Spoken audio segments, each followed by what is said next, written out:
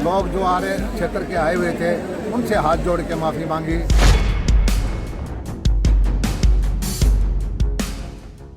जी हाँ, ठीक सुन रहे हैं आप।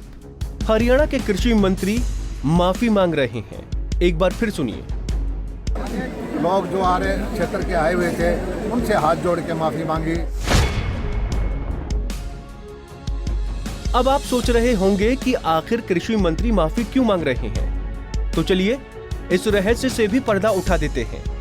दरअसल जेपी दलाल बड़ौदा के बिचपड़ी गांव में विकास कार्यों की कई परियोजनाओं का शिलान्यास करने पहुंचे थे। कार्यक्रम की पूरी तैयारी थी, पंडाल सजा था, लोग भी बड़ी संख्या में पहुंचे थे। यहां तक कि मुख्यमंत्री भी वर्चुअल तरीके से कार्यक्रम में हिस्सा लेने के लिए तैयार थे। मंत्री जी कार्यक्रम को आगे बढ़ाते और बिचपड़ी गांव के लोगों को विकास की सौगात देते, उससे कुछ दिन पहले ही चुनाव आयोग ने बड़ौदा में उपचुनाव की घोषणा कर दी।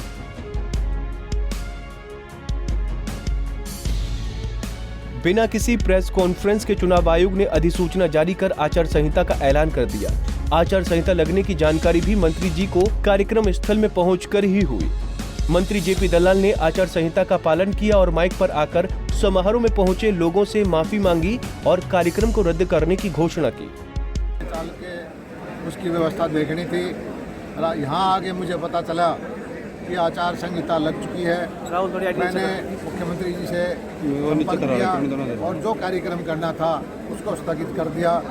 लोग जो आ रहे क्षेत्र के आए हुए थे उनसे हाथ जोड़ के माफ़ी मांगी कि वे आचार संहिता की वजह से हम जो ना तो शिलान्यास कर रहे हैं और ना ही कोई घोषणा कर रहे हैं।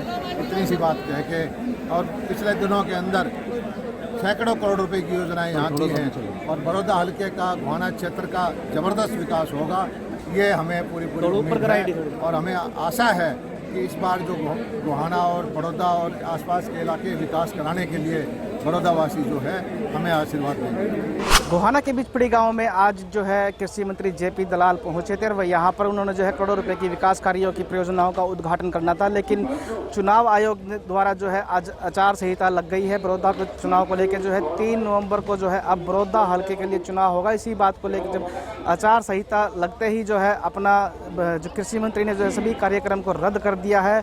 और मैं दिखाना चाहूँगा अपने पीछे कितने आज विकास कार्य यहाँ करने थे, किस तरीके से जो है यहाँ विकास कार्यों को लेकर जो है एक जो लगाए गए थे, विकास कार्यों को लेकर स्टील बनाए गए थे, उसी बात को लेकर आज जो है करोड़ों रुपए के विकास कार्य करने थे। लेकिन आचार संहिता लगने के बाद आज जो है सभी कार्यक्रम जो है कृषि मंत्री ने रद्द कर दिए गए हैं उन्होंने। लेकिन उसके बावजूद भी जनता से अपील ये की है कि जो बड़ौदा की जनता है वो कहीं ना कहीं बीजेपी के साथ खड़ी होगी और बीजेपी का जो उम्मीदवार होगा उसको जिताने का काम यहाँ से किया जाएगा।